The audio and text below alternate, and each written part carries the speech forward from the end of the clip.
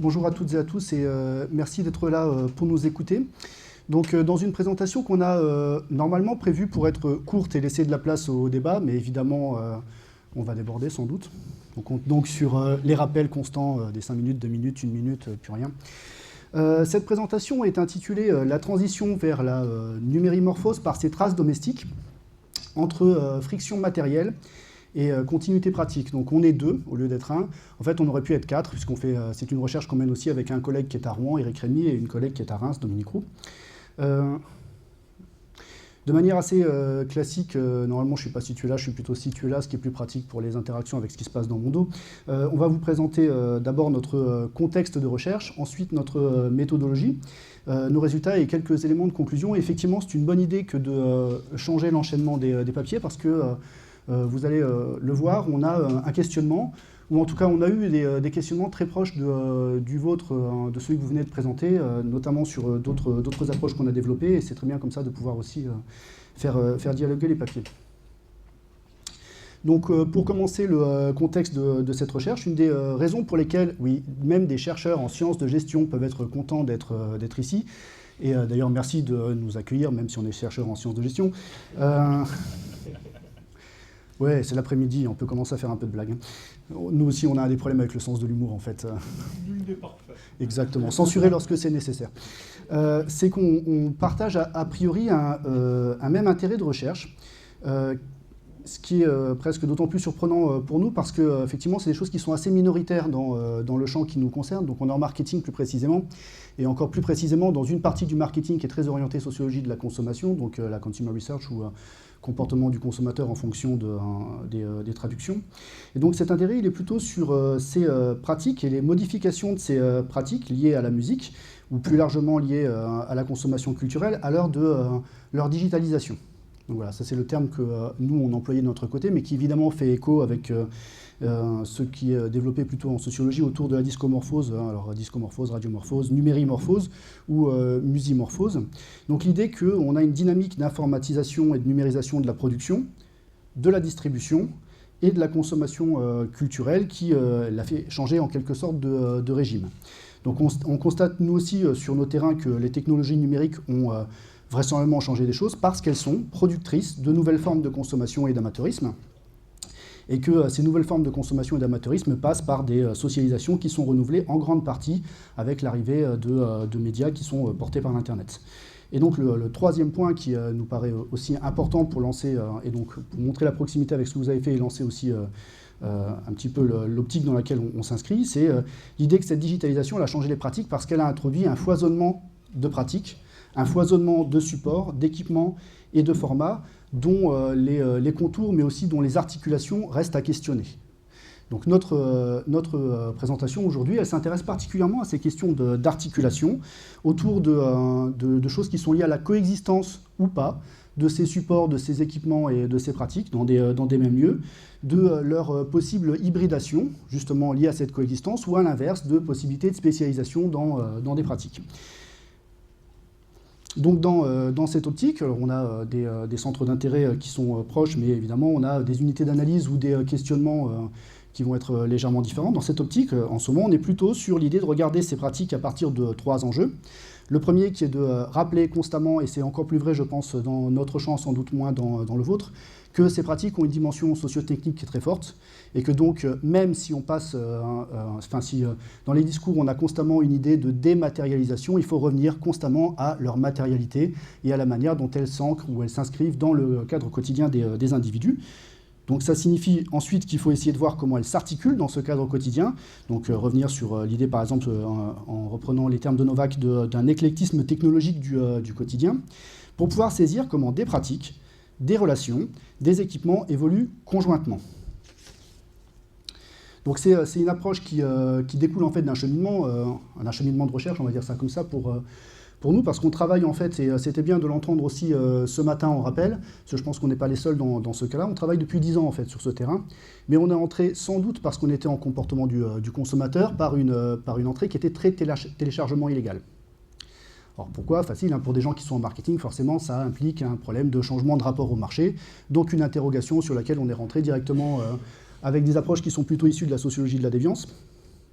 donc dès 2006, et qui nous ont permis d'analyser des carrières de ces consommateurs, qui ressemblent beaucoup à ce que vous avez présenté avec l'idée d'une trajectoire, alors pas forcément autour de numérimorphose à cette époque, mais plutôt sur quelles sont les différentes étapes et quels sont les marqueurs de ces étapes en termes d'appétence ou en termes de compétences qui vont structurer l'apprentissage de ce qu'est le téléchargement illégal. Et donc, on l'a fait autour de 2 points qu'on va forcément retrouver aussi un petit peu dans ce qu'on va vous présenter aujourd'hui. Un premier qui était la structuration autour de la gestion de la culpabilité, qu'est-ce qu'on fait en face de la stigmatisation, mais aussi autour de la gestion d'un flux de données entrant. Et c'est là où on est très proche de ce que vous avez présenté tout à l'heure. Quelles opérations on met en place pour acquérir, stocker, recycler, etc., des contenus numériques, apprendre à gérer cet approvisionnement à proprement parler. Et puis ensuite, évidemment, le terrain changeant de nature, la stigmatisation en quelque sorte disparaissant, les sources d'approvisionnement changeant aussi. Vous rappeliez tout à l'heure que YouTube est maintenant sans doute le principal pourvoyeur de contenu numérique qui va intéresser les consommateurs de musique. Ce qu'on regarde, c'est la routinisation de cette pratique dans un premier temps, dans le cadre quotidien, une fois qu'elle commence à être banalisée, trivialisée en quelque sorte, et puis progressivement, une approche plutôt historique de cette transition pendant 10 ans. Donc pas nécessairement sur une entrée très trajectoire individuelle qui aurait pu être possible, mais plutôt sur une trajectoire qui va s'inscrire dans un cadre quotidien autour des pratiques et des couples en gros espace pratiques. Donc je vais vous parler un petit peu de la méthodologie. Alors, ce qu'on va vous présenter aujourd'hui, ça se fonde nécessairement sur les entretiens qui ont été réalisés depuis 10 ans. Donc 89 entretiens compréhensifs en face à face, d'une durée moyenne de 82 minutes, réalisés en 3 vagues, une en 2006, une en 2009 et une en 2011. Ce qu'on a cherché au niveau de l'échantillon, c'était d'avoir des gens avec des profils socio-démographiques différents, mais aussi avec des utilisations, des rapports à la musique différents, des plateformes utilisées pour le téléchargement différents, des volumes de téléchargement différents, en cherchant également à avoir des regards complémentaires au sein d'une même famille, au sein d'amis, au sein d'une colocation. Comme on s'est notamment intéressé à l'espace domestique, c'était intéressant de voir comment ces différentes personnes interagissaient au sein d'un même espace. Donc la collecte a été structurée autour d'une grille d'entretien semi-directive où on demandait aux personnes de nous expliquer le processus d'acquisition, de stockage de ces contenus dématérialisés, la façon dont ils consommaient et les objets qu'ils mobilisaient pour ce processus. Dans de nombreux cas, on complétait par des observations in situ où en fait on demandait aux personnes de nous montrer comment elles faisaient, parce qu'en partant du point de vue qu'il y a pas mal de choses qui peuvent être trivialisées et que de voir la personne en train de faire, c'était une occasion de voir des choses qui ne ressortaient pas forcément dans les discours. Plus récemment, on a revenu sur le terrain pour... En fait, suite à cette remarque qui était qu'on parle beaucoup de dématérialisation et dans nos entretiens, on avait une grosse présence de la matérialité. Donc on est revenu sur le terrain en cherchant plus particulièrement à s'intéresser aux objets et notamment ceux qui sont moins probablement dans les discours parce qu'ils sont refroidis. Donc ces objets auxquels on ne pense plus forcément, triviaux parce qu'ils sont tellement dans le quotidien qu'on n'y pense plus, ou relégués. Interroger les modalités de leur coexistence et identifier les transitions entre les différentes générations d'objets dans l'espace domestique. Alors pour ça, on a essayé de réfléchir à une méthodologie qui permette de passer des objets enterrés à des objets qu'on pourrait remettre en réseau à une mise en évidence de l'évolution des pratiques. Alors, dans une première étape, en fait, on a essayé de collecter des données secondaires pour essayer de refaire une généalogie des technologies.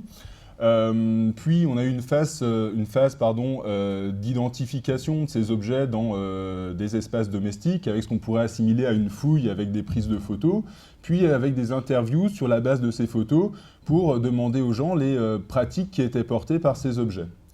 À partir de ça, on a essayé de reconstruire des réseaux d'objets en usage pour voir comment les différents objets s'articulaient entre eux et de voir aussi, au sein de l'espace domestique, leur agencement spatial.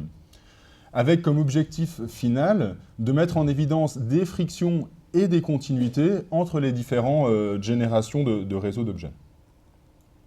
Alors, un type de formulation de ces données, c'est d'essayer de faire des chaînages sur les différents objets que va traverser, par exemple, un MP3 une fois qu'il va être acquis.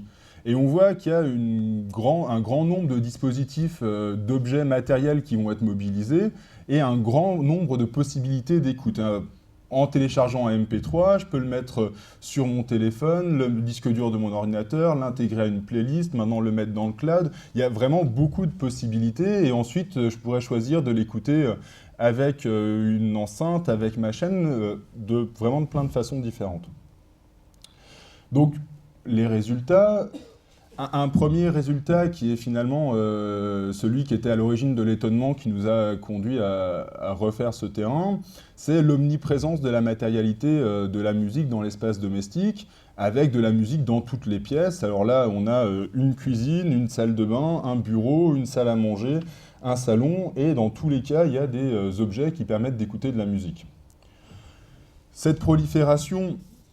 Alors bien sûr, il y a les objets que les personnes évoquent directement quand on parle de musique, mais il y a aussi, on retrouve des catégories d'objets qui sont finalement assez classiques en sociologie de la consommation, des objets patrimonialisés, c'est-à-dire des objets qui vont être dans l'espace de vie, mais qui vont plus être utilisés pour leur principale fonctionnalité, mais plutôt pour leur dimension symbolique.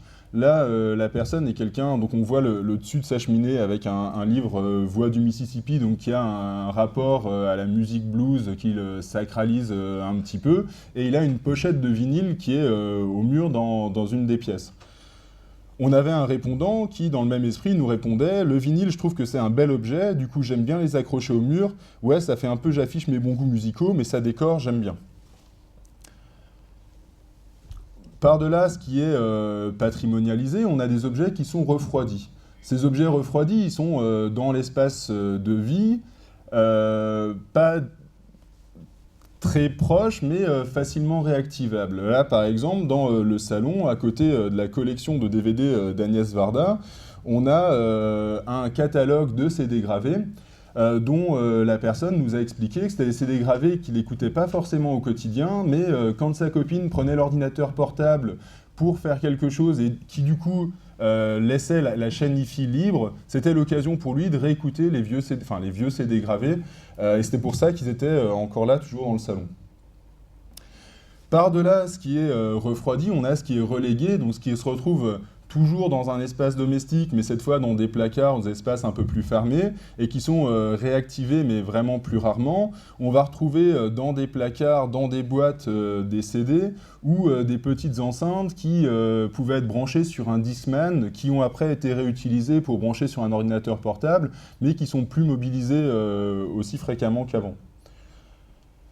Et encore par-delà ce qui est relégué, on a ce qui est enterré, ce qui va se trouver dans les espaces de stockage, la cave, le grenier, et c'est les vieilles cassettes qu'on a fait, on a eu tant d'efforts pour les faire, il y a un attachement affectif qui est assez fort, et donc derrière un matelas, dans une boîte, on retrouve voilà, les cassettes, on pourrait retrouver le même type d'objet dans des caves, voilà.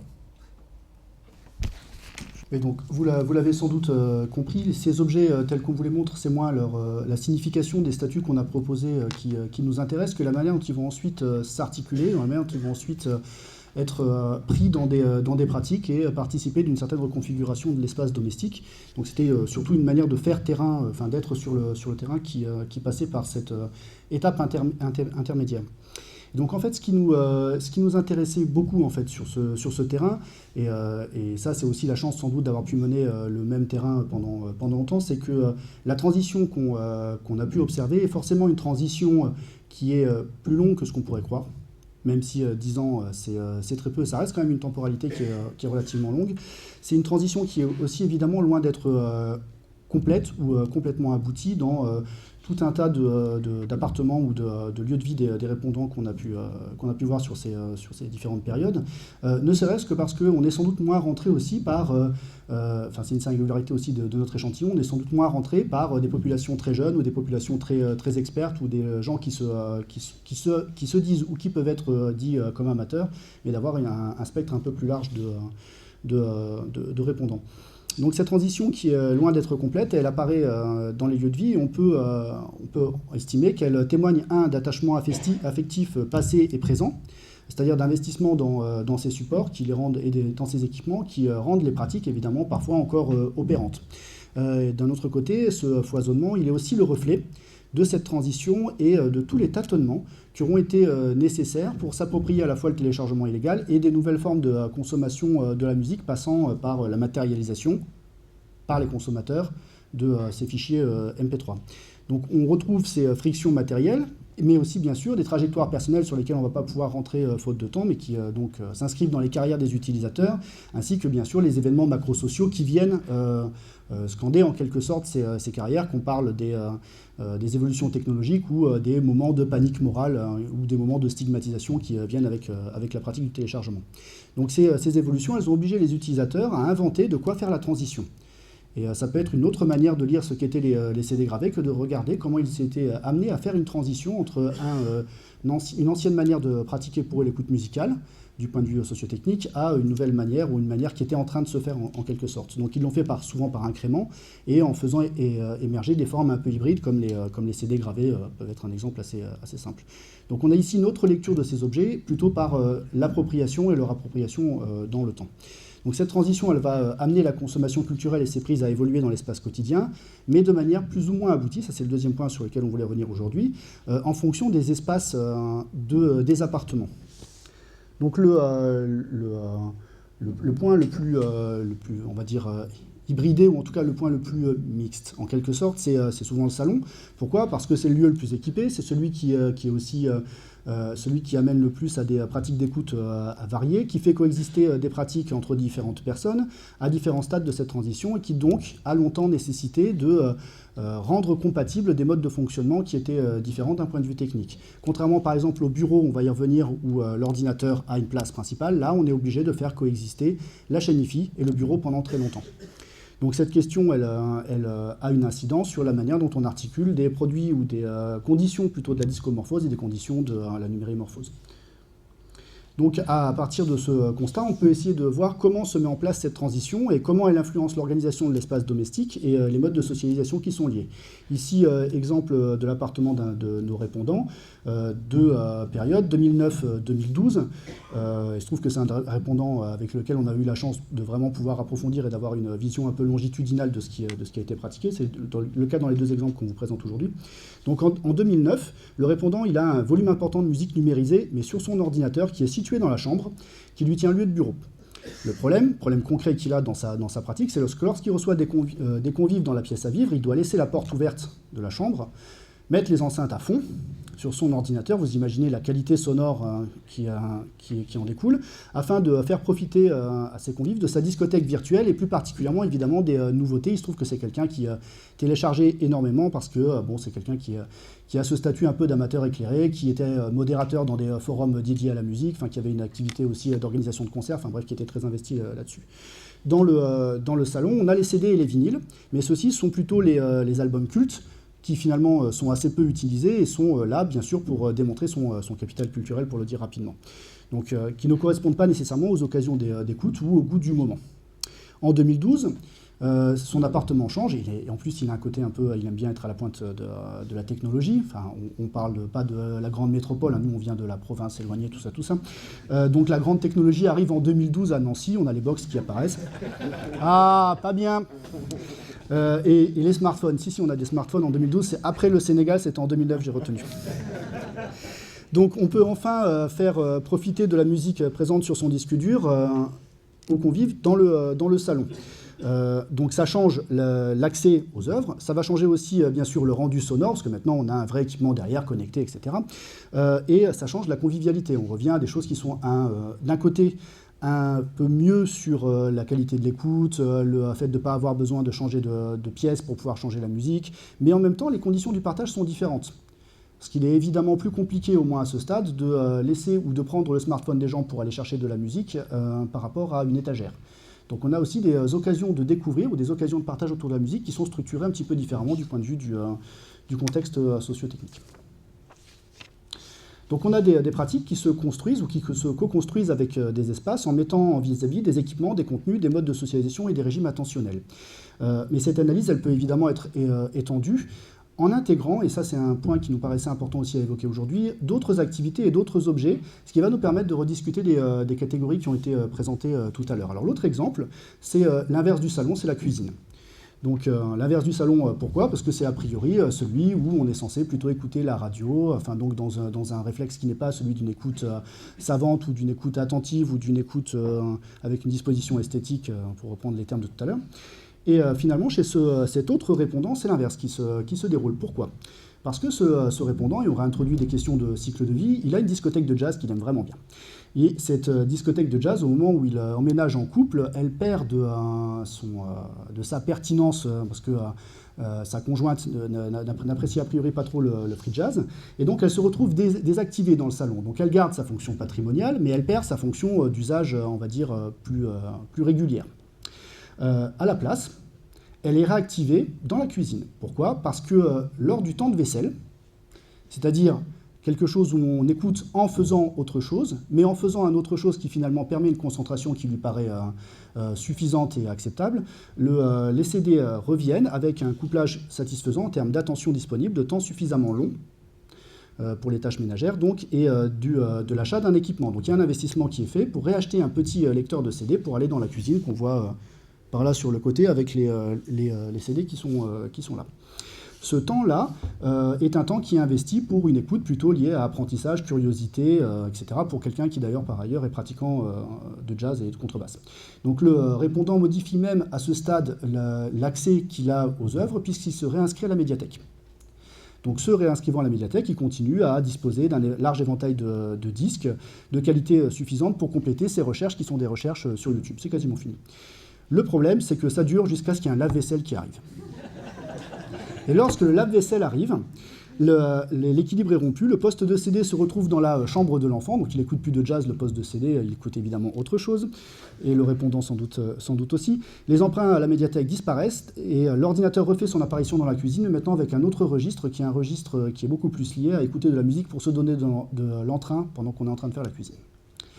Donc voilà, au final, c'est quelques exemples qui permettent de montrer en quoi des pratiques de consommation doivent être regardées constamment dans leur matérialité et aussi dans la manière dont elles sont systématiquement matérialisées par l'intermédiaire d'équipements du point de vue des utilisateurs, et de regarder comment les espaces et les pratiques se reconfigurent entre des compromis et des impasses au sein de l'espace domestique.